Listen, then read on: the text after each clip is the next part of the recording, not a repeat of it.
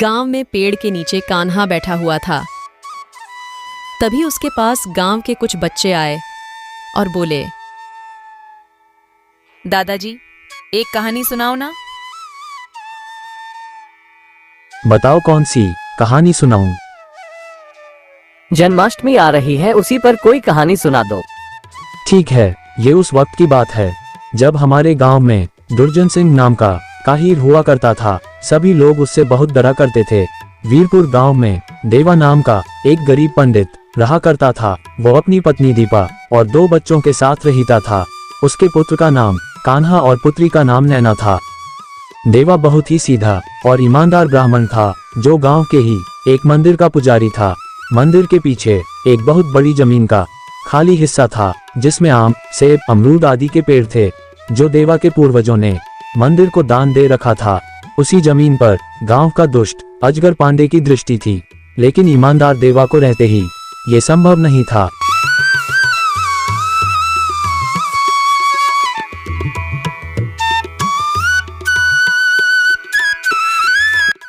अरे देवा, कब तक ईमानदार दरिद्र ब्राह्मण बने रहोगे? बच्चों के तो भविष्य की कम से कम चिंता करो। तुम अगर साथ दो तो मंदिर को दान दिया हुआ जमीन मुझे बेचकर अमीर बन सकते हो। तुम अपने इरादों का क्रियाक्रम कर दो, क्योंकि मैं भगवान और पूर्वज से गद्दारी नहीं कर सकता, समझे? तुम्हें ये ईमानदारी एक दिन भारी पड़ेगी। ये कहकर अजगर पांडे वहां से चला जाता है। अगले दिन देवा का बेटा स्कूल जाता है। माँ, मैं स्कूल जा रहा हूँ। ठीक है बेटा, स्कूल जा।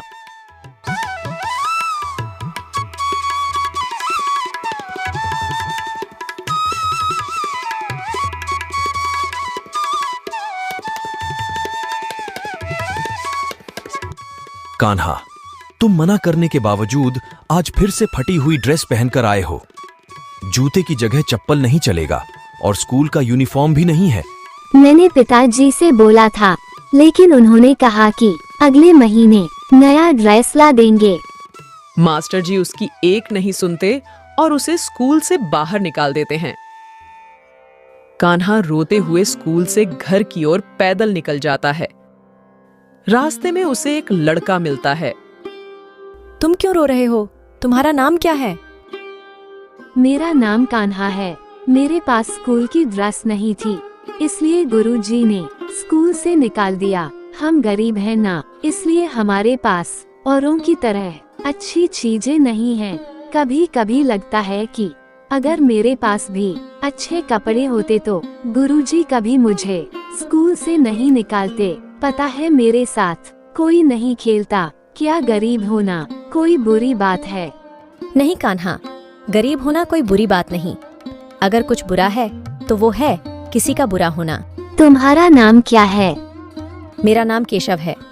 तुम रोज यहाँ आ जाना, मैं तुम्हारे साथ खेलूंगा, ठीक है? तुम मुझसे दोस्ती करोगे? क्यों नहीं? आज से तुम मेरे पक्के वाले दोस्त हो ना? लेकिन मेरे बारे में किसी को बताना नहीं। अगर बताया तो फिर मैं नहीं आऊंगा। ठीक है। अरे केशव, तुम्हारे पीछे सांप है, भागो। तभी केशव सांप को पकड़कर नदी में फेंक देता है। वाह, तुम तो बड़े बहादुर हो। मैं रोज आकर तुम्हारे साथ खेलूंगा। ये घटना किसी से मत कहना। नहीं केशव, किसी को नहीं बताऊंगा। पुजारी जी, अरे ओ पुजारी जी, रुको जरा। अरे मास्टर साहब, प्रणाम। कहिए कैसे हैं? मैं तो ठीक हूँ, लेकिन कान्हा की तबीयत ठीक नहीं है क्या? उसकी तबीयत को क्या हुआ भला? वो तो भला अच्छा है। स्कूल तो रोज आता ही है आपके पास।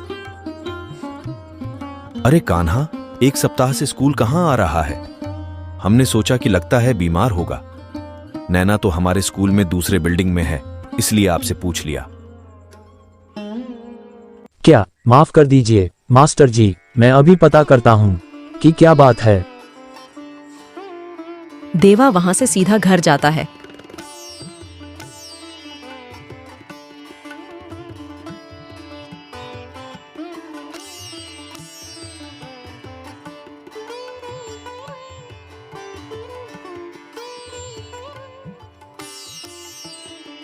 पहले ये बताओ कि तुम स्कूल क्यों नहीं जा रहे? एक सप्ताह से। क्या बोल रहे हैं जी? मेरा बेटा तो रोज स्कूल जाता है।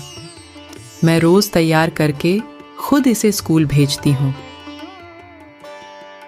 अभी रास्ते में मास्टर साहब मिले थे, वही बता रहे थे कि कान्हा एक सप्ताह से स्कूल नहीं जा रहा है। स्कूल ड्रेस फट गया है। मास्टर साहब बोलते हैं कि अगर कल से नया ड्रेस और जूता नहीं लिया तो स्कूल नहीं आना, और मुझे स्कूल से निकाल दिया। हे भगवान, और कितनी दरिद्रता दिखाएंगे। अब बस कीजिए, अब सहा नहीं जाता। लेकिन तू एक सप्ताह से स्कूल के समय जाता कहाँ है? नदी किनारे जो टूटी हुई मंदिर है उसके पास मेरा दोस्त केशव रहता है। उसी के साथ खेलता हूँ रोज। वो भी मेरी उम्र का है। वो बहुत ही बहादुर है। अकेले एक बड़ा सांप मार डाला उसने। जहाँ तक मुझे जानकारी है, तुम्हारी उम्र का कोई केशव नाम का बच्चा अपने गांव में नहीं रहता। पिताजी, केशव मेरा दोस्त है। मैं आपको मिलवा भी दूंगा। मैं झूठ नहीं बोल रहा। परसों उसका जन्मदिन भी है। सुनो जी, नैना का कल जन्मदिन है। वो कल 12 साल की हो जाएगी। हमारे पास पैसे नहीं हैं उसका जन्मदिन मनाने के लिए। क्या करूं भाग्यवान, ये दरिद्रता हमारा पीछा ही नहीं छोड़ रही। मंदिर में जो चढ़ावा आता है उसका 3/4 हिस्सा डकैत दुर्जन सिंह ही ले जाता है। सिर्फ एक हिस्सा ही हमें मिलता है। आपको कई बार कहा है कि इसकी शिकायत पंच लोग से कीजिए, लेकिन आप हैं कि सुनते ही नहीं हैं।